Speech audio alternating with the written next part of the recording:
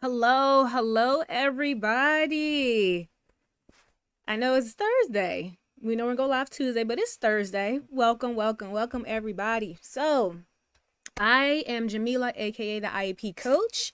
I am the founder and CEO of the IEP Coach LLC. We are an education consulting company, and we specialize in providing special education, professional development, and coaching to teachers, special education teachers, special education teams, and paraprofessionals so they can thrive and not just survive in their roles. We also support parents with understanding the special education, IEP, and 504 processes through our parent workshop. So that's just a little bit about us at the IEP Coach. So we recently attended the First Up conference here in Philadelphia on, what was it, last Saturday. So it was April the 26th. And we decided, hey, there was a bunch of, and it was a great conference. First off, it was a great conference. Focuses more on early childhood education, but also it was just great networking with everyone and meeting, just new educators. And also we presented at that conference as well. We presented with one of our day ones who have always supported us from day one, Jamil Owens from Awesome Inc. And he also works in the autism research department at Children's Hospital of Philadelphia. We did a presentation on Black fathers supporting inclusive education. So that was our presentation. So I decided, hey, I know we still get a lot of individuals, asking questions, sending us a DM, sending us messages regarding IEP. So we decided let's do a Q&A session let's just do a live session and we just focus on the IEP and you come with your questions. So that is what we are going to do tonight.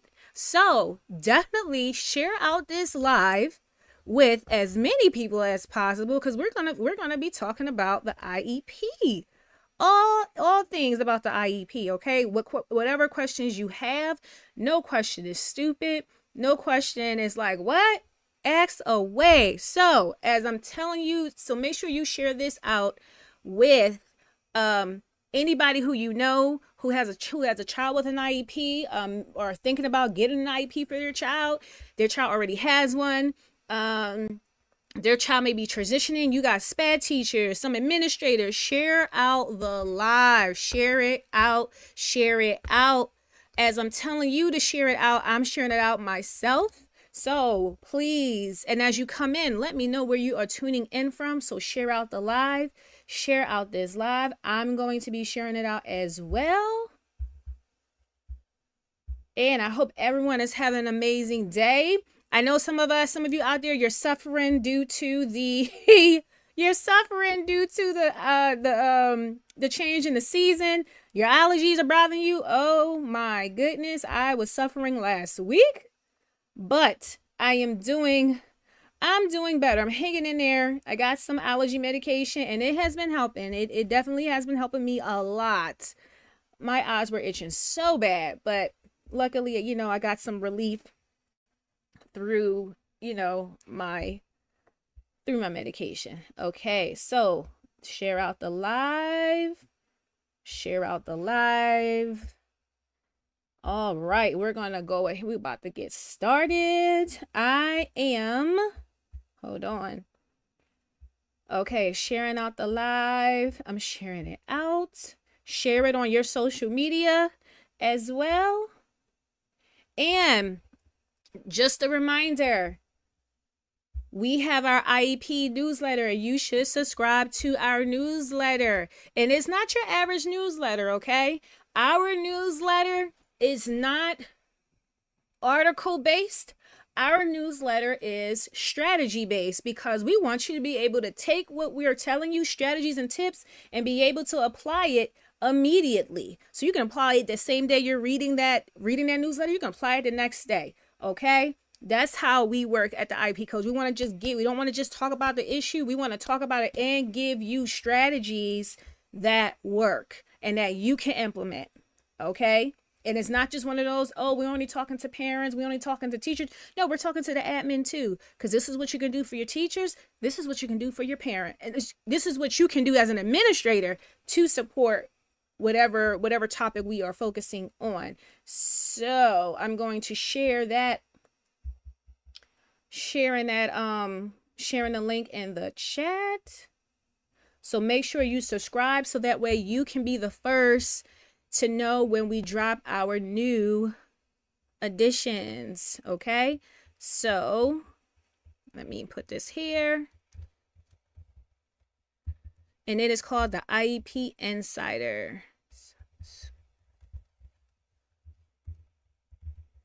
All right.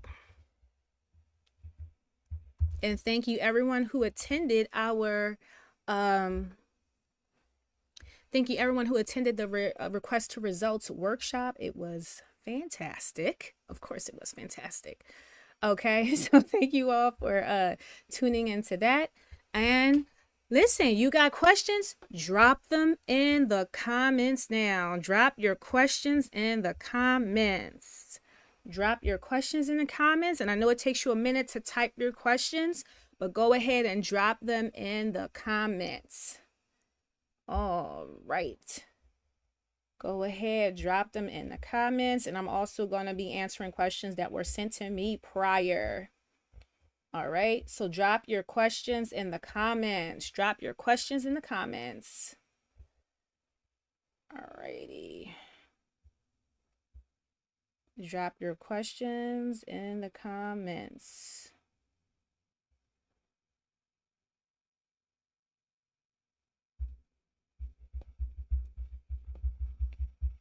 All right, and I'm going to go to my questions that were also sent to me prior. All righty.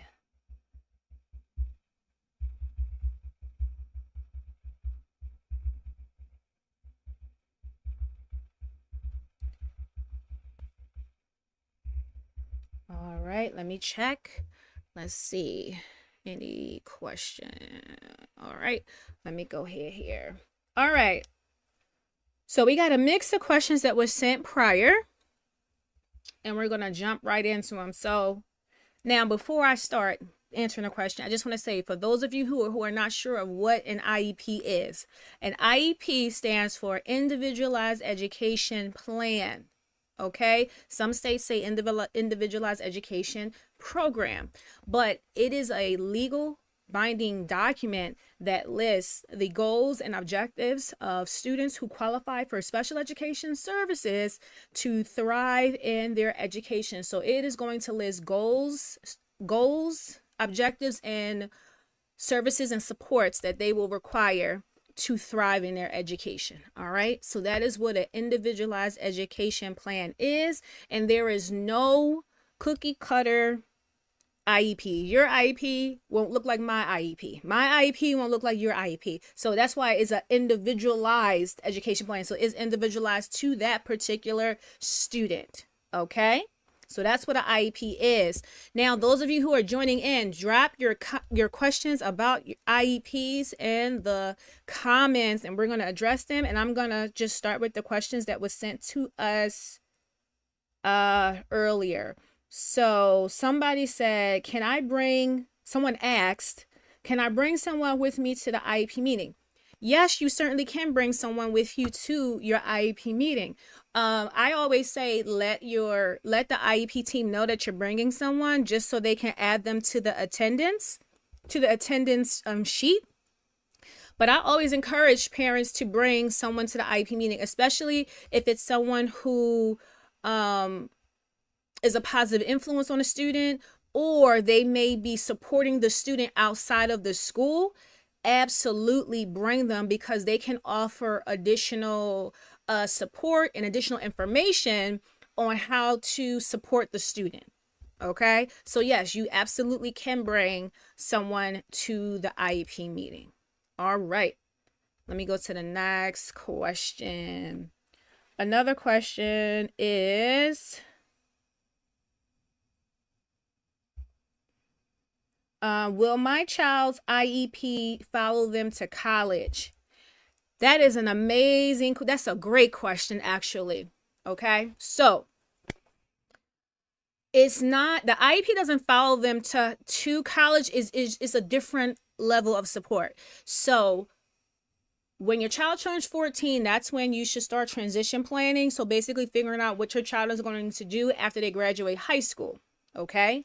Now, when it gets close to, if your child is college bound, like they're definitely going to go to college, they're going to do, or some type of schooling or something like that, you want to make sure that that their reevaluation is up to date, at least 3 years old from the time they're going to be graduating. Okay. Because you will need that as proof of that they have a disability in order to get accommodations for them in college. Okay. So K-12 is under the IDEA federal education law. Okay. Once they graduate from K-12, we're no longer following IDEA. We are following ADA, the Americans with Disabilities Act. And under Chapter 504, you can get accommodations at school.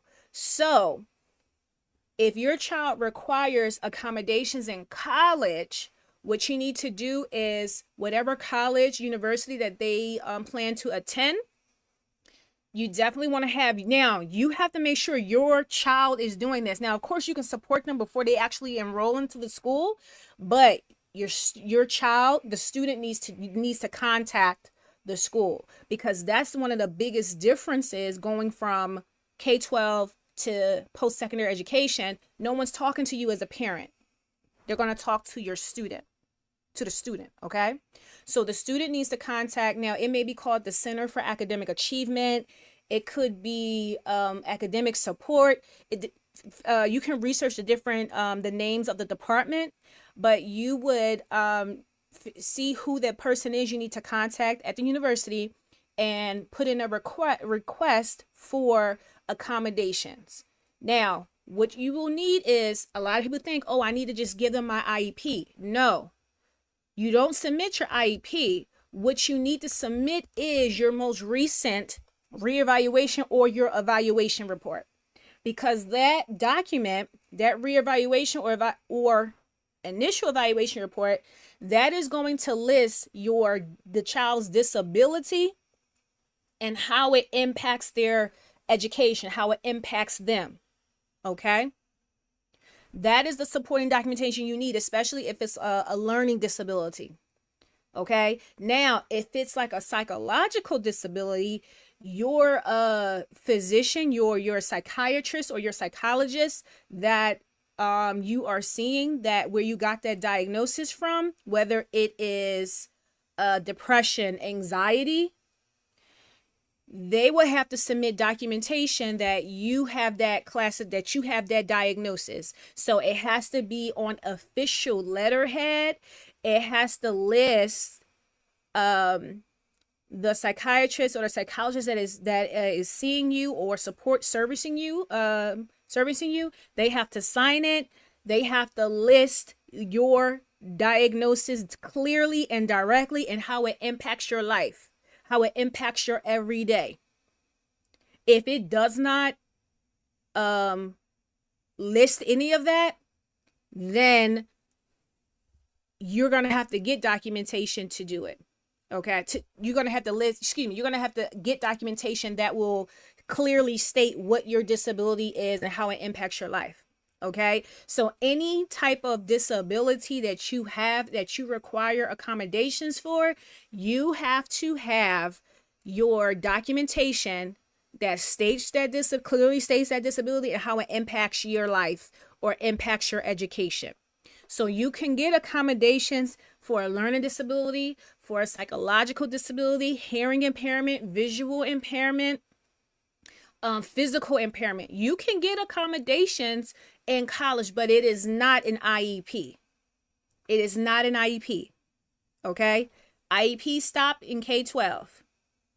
Once you get to post-secondary education, you just get accommodations. So if your accommodations get approved, then the compliance officer will email the student and tell them what their accommodations are, and someone will notify their instructors of their classes, of their accommodations that they receive.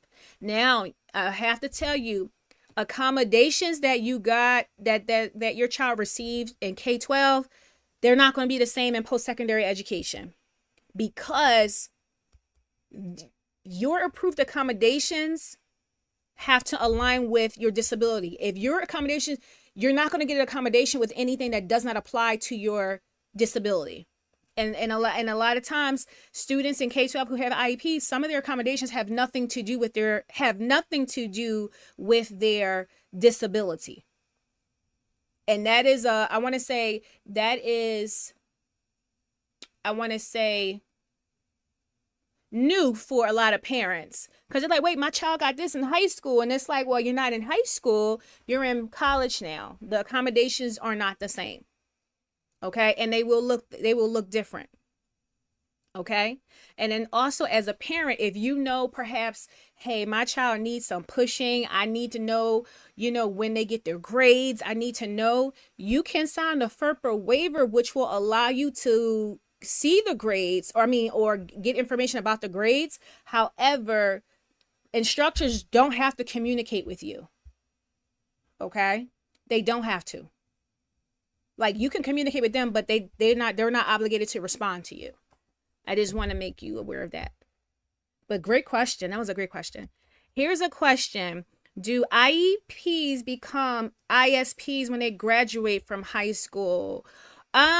No. After they graduate high school, and hold on. It depends on what they do after high school.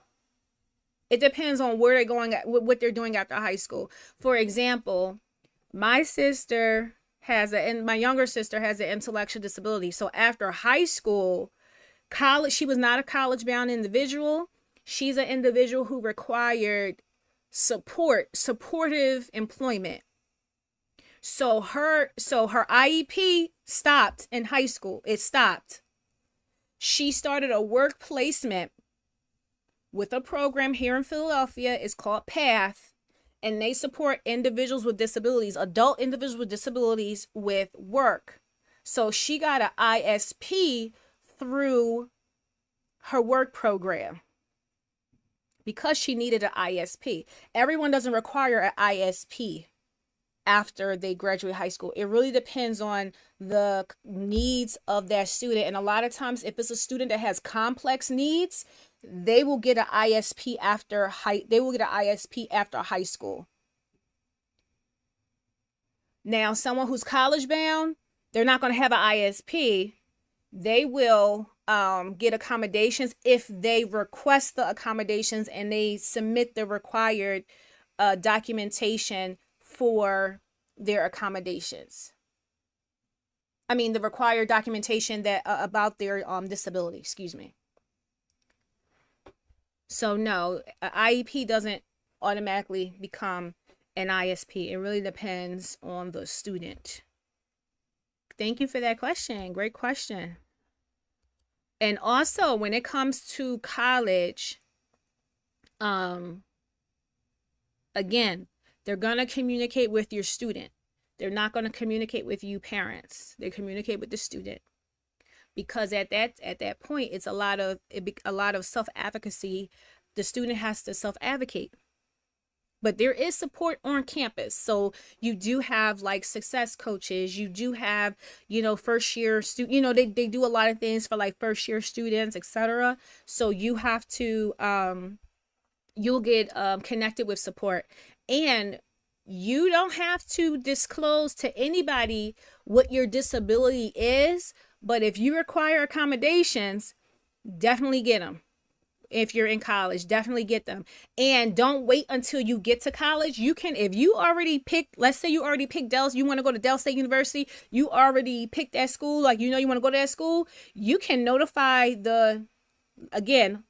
look up the name of the department. I know some are called the Center for Academic Achievement.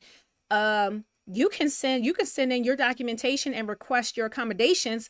It may be May, June, it may be April, but you're not starting until the fall. You can send that in right away, so that way you got your accommodations and you'll have them I believe universities do all 4 years. I don't think they require you to submit your paperwork every single year. But like once you submit your documentation for your accommodations, you will have those accommodations all 4 years. Okay. And then if you require any new accommodations, additional accommodations, you're going to have to submit new documentation for it. Now, those students that are college bound, please make sure your reevaluation again is at least 3 years old by the time you graduate high school, because if that documentation is outdated, but it clearly states what your disability is and how it impacts your education, we cannot use that. They're not going to accept it because it's outdated. So you want to make sure you get an updated reevaluation that states what your disability is and how it impacts your education if you have a learning disability. And I'm telling you, parents, do it while they're in school, because that will be no cost to you at all. The school will do it. Whereas if you wait until after they graduated, and let's say the document is outdated, you are going to have to pay for an evaluation, and those are pricey. But that was a great question. All right, let's move on. Let's see what other questions we have. Somebody said, what should transition planning look like at age 14? So at age 14, this is when you start planning what the student is going to do after they graduate high school. So it's not going to look the same for every student. It won't look the same for every student. So if you know that student is college bound, their transition plan may include a lot of going to college fairs, researching schools that have their major, researching schools that have their major, and it could be a hobby that they're interested in.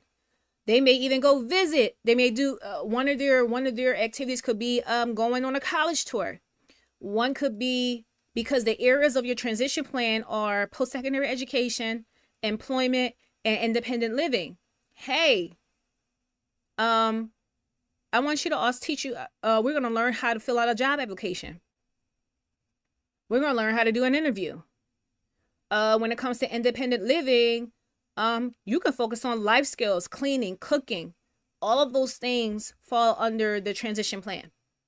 Okay, your self-advocacy. You definitely should be working on your self-advocacy, working on your prioritizing and organizing skills, because those are life skills, because you're going to need them whether you have a job, whether you go to school. You're going to need those particular skills. So the transition plan is going to look different for everybody. But definitely you should be doing surveys to get information from the student, get information from the parent, and you should be consistently working on that transition plan. And the student should be actively working in their transition plan. And each year you need to be updating that transition plan. It's not a one time I did it and that's it. You should be continuously every year updating that transition plan. And then once they get to senior year and they are moving on to the next thing, you want to make sure the summary of performance section of their IEP is completed, because that lets you know, it gives you a summary of what their capabilities are, what their functioning is. Okay, that was another good question. Another good question. All right, let me look again, see if we got any more questions. I'm just checking all of our platforms. So go ahead, you can drop your questions in the comments. I'm just going to keep reading the ones that were submitted to us early. Okay. All right, another question. Oh, here's a good one. And we've done content on this one. What's the difference between an accommodation and a modification? Okay? Because accommodations and modifications, some students will have these listed in their IEP. They either can have both, they might have one or the other. Now, an accommodation is basically, how are you making something accessible for a student? And a modification is a change that you are making to something so that the student can access it. So, for example, let's say the student has a test coming up. The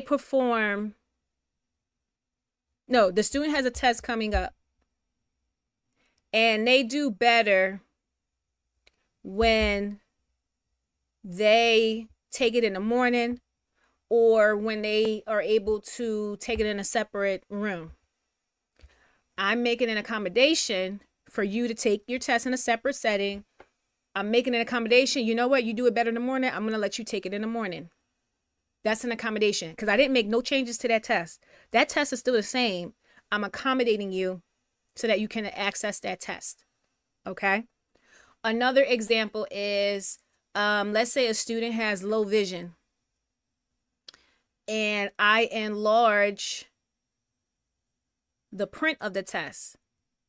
The content of that test is the same.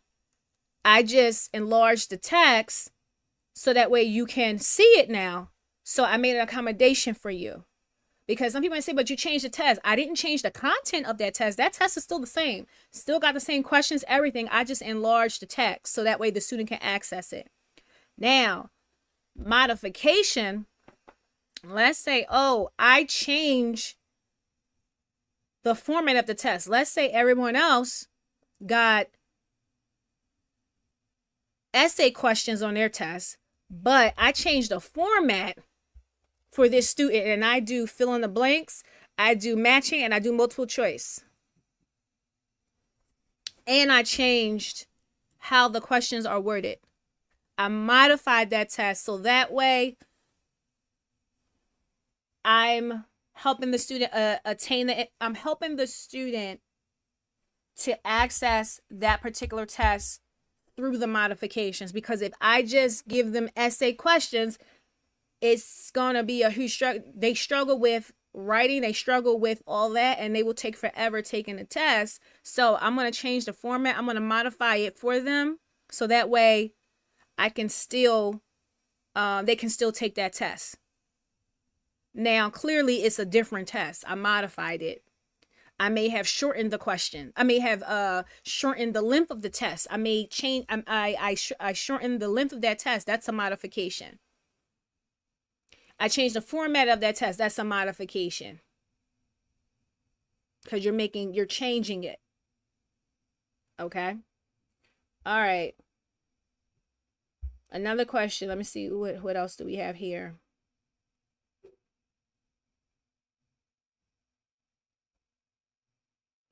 Can a parent request an IEP meeting at any time? Yes. A parent can request an IEP meeting at any time. Now, if it's a custody situation where there's a parent that has sole custody, the parent that has sole custody can request an IEP meeting at any time. The custodial parent cannot, but the custodial parent can request records, the educational records of the student that you can, and all that. But the primary parent, they can make all the educational decisions and all that. You can still access their records and their report cards and all that. So custody situations doesn't matter. And if it's a joint thing, then, you both can. But also if you have a court order or something, definitely look to see how disagreements are going to be handled. Because that can affect who has the final decision if you disagree about something educationally. So, make sure you follow that court order if there is a custody situation with a student that has an IEP. All right, let's keep on rolling with these questions. Oh, here's a good one. How is an IEP different from a 504? That is a very good question, and I'm glad you asked. Okay. All right. So, an IEP is an individualized education plan. It starts with a formal evaluation. No matter where you go, it starts with a formal evaluation, and it has to get updated every single year by law. It has to get updated every single year. It is a legal binding document. It is listing again all of the goals, objectives, services, supports that student needs to thrive in programming. Okay, and also there's progress monitoring that gets done so if that IEP is working for that student. And an IEP is only for individuals in K to 12, K through 12th grade. A 504 plan is a law. It's a civil rights law. That's where 504 falls under. So basically, you can't discriminate against someone who has a disability in the workplace or in school or the workplace. So a difference with the 504 is you can have a 504 at your job if you need it. You can have a 504 at school. Whereas an IEP is strictly for K to 12 schooling. Okay? A 504 does not have to be updated the way IEPs are. You're not going to get progress, formal progress reports and all that the way you do with an IEP. So it's still a legal document. Like you still can, it's still a document that will list your accommodations and supports, but an IEP goes in more depth, and you have to update that every year. The student has to be evaluated every 3 years, and if they have an intellectual disability, every 2 years. Like it's a formal process, whereas with the 504, it's not. And the other difference, like I said, you can have a 504 at your job. You can have a 504 in school. I used to work with some teachers who had arthritis. They were older women. They had arthritis and they had 504 plans. They had bad arthritis and they had 504 plans. Their 504 plan, they couldn't do a lot of steps. Their classroom had to be on the first floor. And so when they had a specials class, someone took their class up and someone brought their class down, because the teacher couldn't do a lot of steps. She had a 504 plan. Okay. So, and I'm going to say, don't be prideful. If you have, if you need the support of an IEP, not IEP, if you need the support of a 504 plan, don't be too prideful. Go ahead and get your accommodations. Okay. We're going to keep this going. Let's see. Do we have any questions? Let me go here.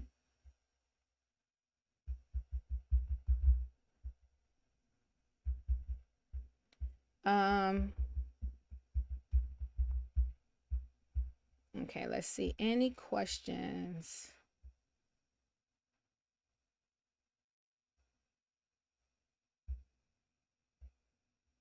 All right, let's go to the next.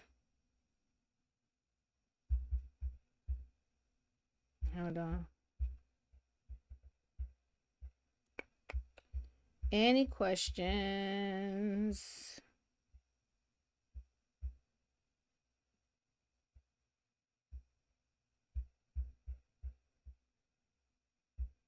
All right, going to the next question.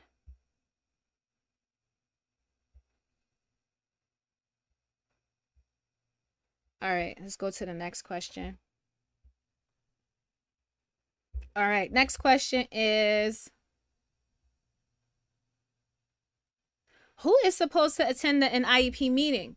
All right, so the people who attend the IEP, this is the IEP team. The IEP team consists of the student, the parents, the general education teacher, the special education teacher, the nurse, the counselor, the LEA, the local education agency. That could be your principal or your assistant principal. And then any other person who gives direct support to that student at school is on the IEP team. So that student may have a speech and language pathologist. They may have an occupational therapist, a hearing therapist. They may have other service providers who give them support. It could be a one-to-one. It could be a one-to-one. It could be a paraprofessional. It could also be a nurse. It could be a one-to-one, a one-to-one nurse, because the student has needs. Okay. So whoever gives direct support to that student is a part of the IEP team. That was a great question. Thank you, thank you, thank you. All right, let's keep this going. Let's see. Thank y'all for the questions. I'm loving all the questions. I am loving all of the questions. All right. Hold up.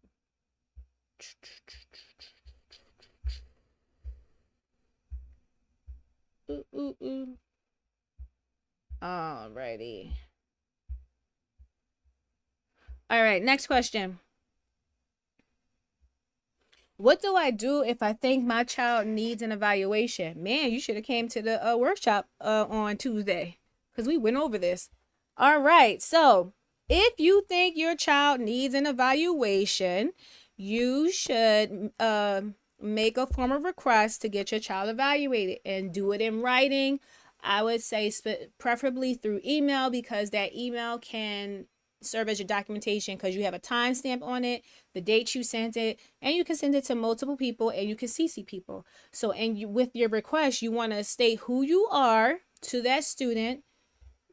And don't do no nicknames. Do biological names, the names that's on your birth certificate, or that. Don't put no nickname.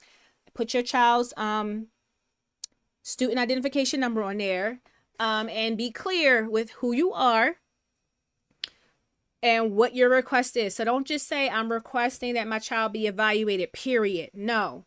Request that your child be evaluated in the following areas because, like, give an explanation. Don't just say, I need my child to be evaluated because they're struggling in reading. How are they struggling in reading? How are they struggling in math? How are they struggling with their behavior? Like, go in detail. Then when you're closing it out, share your contact information. What's the best number that they can reach you? And what's the email that you will actually check? And then submit it. Now, you will get some pushback, but don't just give up because they pushing back. You push back. You know what I mean? You're going to have to advocate for yourself and your child. So you push back. If they push back on you, telling them no, you push back like, yes. And they have 10 days to respond to your request in writing. Okay, we got another question. What does success look like for students by the end of the IEP period? It really depends on that student and their goals, honestly. So for some students, success could be, hey, I graduated, I have a regular diploma, I'm able to get a job. Success could be, hey, I wasn't talking before. My communication skills have improved tremendously. And my social skills have improved tremendously. So now I can actually work a job. Now I can actually maybe go to applied technology school. I'm able to do things I wasn't able to do before. So success looks different for every student. And it really depends on that. It really depends on that student. Okay? So success is different for everybody. It could be, again, holding down a good job. It could be, hey, you're going to college. It could be, again, my life skills have improved tremendously. That could be success. I'm able to express myself in writing clearly. I'm able to move about my neighborhood independently. That could be success. So it really depends on the student. It really does. Alrighty. Let's go to the next question. Thank you all. All right. Oh, this is a good one. What if I disagree with the results of the evaluation? Ooh, that is a good one. All right. Here is what you do if you disagree with the evaluation. Now, if this is the initial evaluation and you disagree, it's okay to disagree. And that's fine. You may not agree with the evaluation, anything. However, if you disagree on that IEP, on the no-rep part, the no-rep, the Notice of Recommended Education Placement, that's what no-rep stands for. This is the part of the IEP that makes it binding. If you disagree, you got to check off that you disagree, but you also have to check off what do you want to do? Due process or do you want to do mediation? You have to check off one of the others as well. Okay? And at every IEP meeting, you should be getting your procedural safeguards. And that will list the your rights as a parent, what you have the right to do for your child's IEP. And it also lists some resources in your county. So you can disagree, but you got to make sure you you check off that you either want due process or you want to do mediation. You have to check off one of those as well. Okay?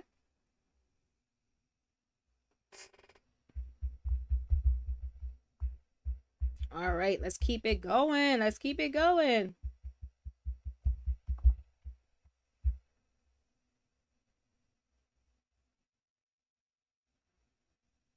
Okay.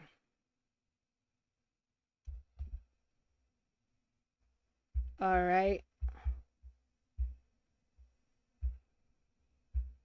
All right, let's go to the next question.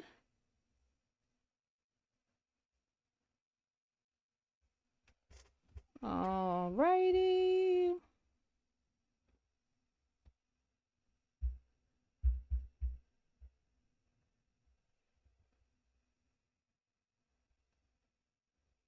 Oh, okay. All right, next question.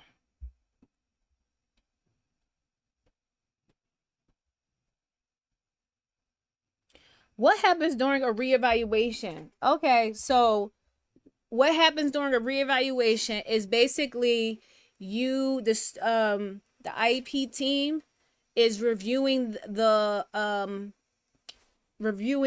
data and reviewing everything to see, one, is the student still in need of their IEP?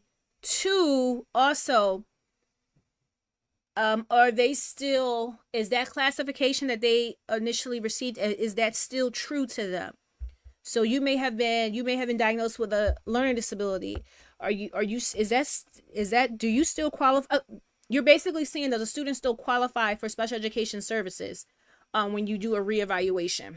Okay, do they still qualify for special education services under specific learning disability, or is it under OHI, other health impairment? You're seeing if you still qualify for special education services. So parents, you have a right to request a reevaluation at any time. And you may have speculation that, hey, my child has been misdiagnosed. They don't have an emotional disability. This is something else. And you have every right to request an evaluation, a reevaluation. Okay? So reevaluation is basically stating if does the student still qualify for special education, and are they still in need of that IEP? All right. Okay. Oh, here's a question. What should be included in the present levels of performance, aka the PLOP? Listen, the PLOP, this is section 2 of the IEP. This is going to be the meatiest part of the IEP. This is going to be the heaviest part, thickest part, okay?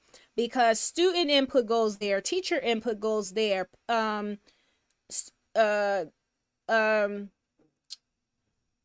information input from related service providers if the student had related services, progress monitoring for their goals, everything goes in that section. How they're doing in all their classes, the transition statements go in that section. Like, that section is meaty. When I tell you it is meaty, it is meaty. It should be the longest part of that IEP, and it shouldn't be like 1 or 2 pages. It need to be a couple pages. If yours is like 1 to 2 pages, something's not right. Something is definitely not right. Okay? Alrighty. Oh, the time is like flying. Okay.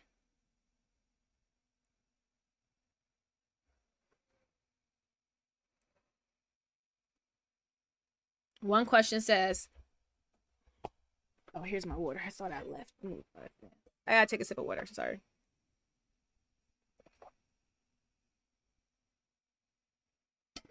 All right. How can general education teachers better support IEP implementation? One, make sure you read the student's IEP and you understand it. And if you don't understand it, talk to the case manager. So you definitely want to do that. So you definitely want to do that. Also, work with the special education teacher so that way you can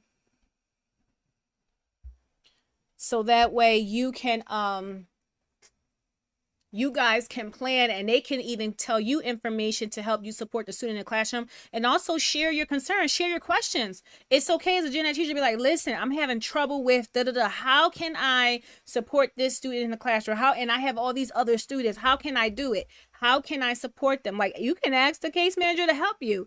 You can even if the student has related service providers, you can speak to the related service providers and ask them for some additional strategies and tips to use. Because there are times the occupational therapy has helped me. Like, I taught 7th grade English.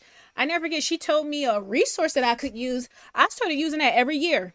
And this was just, because I had a student in my class who had OT, and the OT pushed in, and she was like, oh, I think I have something that can help you, Miss Bashir.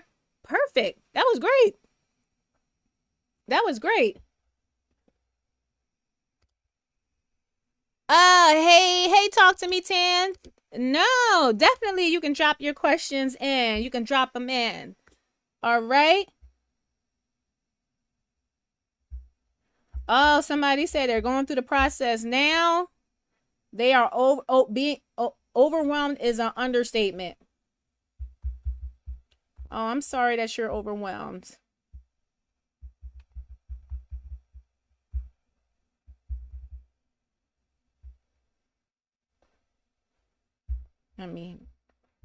All right. Let's see. Any questions? Let me see. Any more questions? Let's see. Any questions?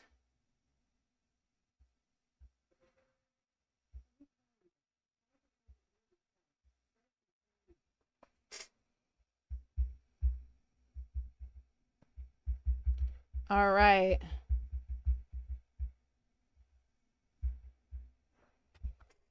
All right. Here's a question. What can I do if I feel the school isn't following the IEP? That is a great question. Talk to me, Tan. So, what you can do if you feel like the school isn't following the IEP, one, make sure they double check to make sure you're not tripping. Like, wait a second. Is it just me or are they not following?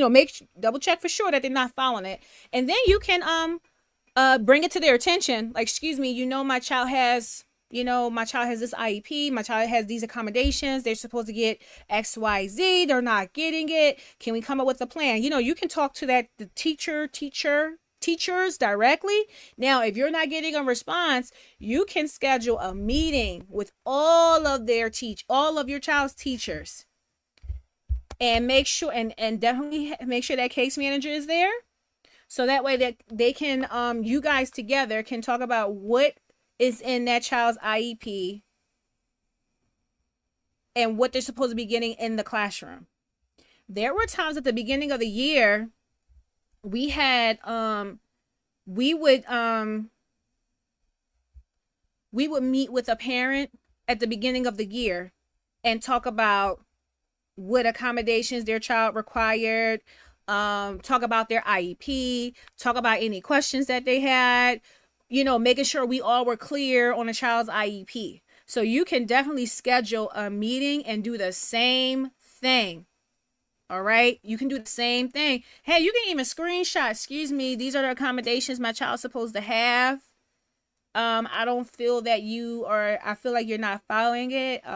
Hey, they may need help following the accommodations and following that IEP. They can talk about it right at that meeting that you schedule. Listen. So that way you can see what the issue is. But yes, always schedule a meeting. And make sure once you schedule a meeting with the teachers, make sure the case manager is there and someone from admin. Make sure the administrator is there as well. All right. Ooh, talk to me, Tan. Got another question. What are some common mistakes or oversights you see in IEPs? Sometimes that they copied and pasted goals and objectives from the previous year. Even if the student didn't master it, like reword that goal, like change it in some way. Don't just or if they're going to continue with the goal, like you can make that a short-term objective, and once they accomplish that short-term objective, they can start following the new goal. But don't just copy and paste goals. What are some common mistakes? That they're not putting enough information into the plot, the present levels of performance. Yeah, change it. Make change it. Don't keep putting the same thing over and over and over. Yeah. There's section 2. They're not putting enough in the plot, meaning there's not enough information. You got to make sure you have input from everybody. That's going to be the biggest section for the IEP. Another big oversight, a mistake, is not updating the accommodations and modifications as the student progresses in their education. So for example, let's say they're going from elementary to middle school now. Okay? There are things that you don't do in elementary school you're not going to do in middle school. So I'm not saying take away that accommodation. It's going to look different. So you need to word it differently. And also, you have sometimes, and a lot of times this happens with elementary teachers, SPED teachers. They don't wean a kid off of a particular accommodation. They may have needed it early in the year, but they no longer need it as they gotten older, and they don't have a cutoff date for that. And so when they get to middle school and it looks different in middle school, sometimes parents think that we are not doing an accommodation, but we are. It just looks different. It's better for elementary teachers to have that conversation with them so they're prepared for that change that's going to happen. But definitely another big one is not aligning the accommodations and modifications with the student as they are progressing in their education. So going from elementary to middle and going from middle to high school, things are done differently. Or being so specific with it's different if, like, let's say for instance, a student definitely needs a particular let's say sensory tool or something. Like something is very specific. We got documentation. Listen, they need this particular one. That's different. But when you're so specific with a particular accommodation that when they go to someplace else, they go to a new school, it's hard for them to implement that accommodation because it's so specific, whereas they could get something that is very similar to it that can support the student in the same way.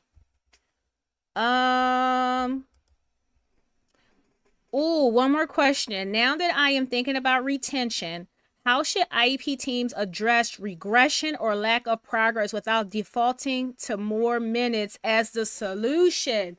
Yes, because hey, if they're not progressing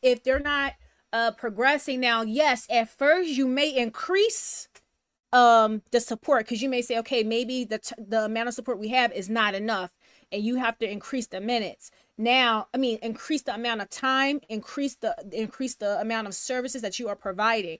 Now, if you do that and that is still not working, I would definitely go back and see what is the data showing.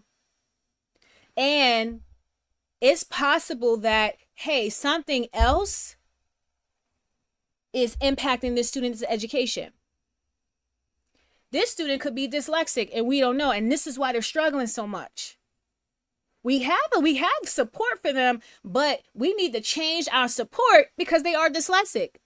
And you're going to support that student in a certain way. You're not going to do it the same way you do everybody else. So I would definitely, if they're regressing and they're not improving, I would definitely recommend that we do a reevaluation to see like what else is impacting the student's education.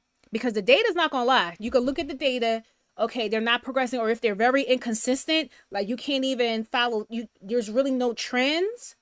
I would definitely request a reevaluation to see if something else is impacting the student. I will also talk with the parent to see, hey, did something happen at home? Did something happen outside of this school that was so traumatic for this student that it is affecting them at school? I'm gonna give you an example.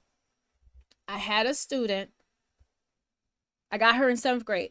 She came to me in 7th grade. I don't want to say I got her like I bore her. She came to me in 7th grade. And 5th grade, A and B student, A and B's. 6th grade, she failed everything, literally F's and D's. F's and D's. And then she comes to 7th grade, same thing is happening. However, I realized this girl is really bright. Something else is going on here. Come to find out, something else was impacting this student's education. Something traumatic happened with that student. But then also, by meeting with her parents, we saw that her father had a disability. He was a functional adult with a disability. He had autism. The oldest daughter had autism. And I'm like, it's a possibility that this student may have autism as well. And we're not supporting her with other needs that she has. So there's a lot of things you can do. Increasing the time and services may not always solve the issue, because if you increase the time and services and they're still regressing, something else is going on. We need to go back to the drawing board. And sometimes going back to the drawing board means, okay, we need to do a reevaluation because something else is impacting the student. Oh my gosh, look at the time. We just went through that Q&A. Thank you all so much for your comments, for your questions. Thank you. Understood. Thank you so much. So remember, make sure you follow us on Instagram. Follow us on all platforms. Okay? We are at the IEP Coach LLC. Follow us on all platforms. Also, don't forget to subscribe to our newsletter, the IEP Insider. And it is not like your regular newsletter. It is not heavy with the articles. We're heavy with the strategies and the tips, because we want you to be able to apply it right away. We want you to be able to apply it that day, apply it the next day. So I'm going to go ahead and drop that in the comments. Wait, here it is. I'm going to drop that in the comments now. Hold up. Here you go. Also, hold up. Let me get the link so I can drop it right here for you guys. All right. And it is called the IEP Insider. So that way you'll be the first to know when our new newsletters drop. Okay. Subscribe to our newsletter. Not new letter, news letter. All right. And I spelled subscribe wrong, guys. I'm sorry. I forgot the C. Don't be mad at me. Okay. And also here are, of course, we got to give y'all some freebies. So we're going to drop our link to our freebies, and there's something for teachers, parents, and administrators. Okay, so go ahead. Here are freebies. All right, there you go. Thank you all so much for coming to the live Q&A. I hope this was very helpful. Those of you who came on were actually on the call with me. I didn't share when I say on the call, you're actually in this space with me online. You will automatically get a replay of this Q&A live, so you can go back if you wasn't even here at the beginning, you can go back because you registered. You can go back and listen to questions that you didn't hear and get the answers and everything. So you see, I be thinking, I be thinking about y'all. Okay, always thinking about y'all. Like, how can you guys continuously have access to the information? Now I'm just gonna check to make sure there are no questions remaining. Double checking. Let's double check. Okay, I think no more questions. Okay, let me double check. Let me check Messenger. I don't think we have any questions. I don't know how the heck I had signed out of that. Okay. Let's see. All right. We are done. Thank you all so much. Remember, be kind to yourself. You are one person. Remember what your capacity is. Don't overexert yourself, because when you overexert yourself, you get burnt out. And we're not trying to be burnt out. We're trying to be empowered and advocate for ourselves, advocate for our children, advocate for our students. All right. So go ahead and be great. I will see you guys on Tuesday at our regular coaching corner with me, Jamilah, aka the IEP Coach. So thank you all so much, and I'll see you next week. Peace.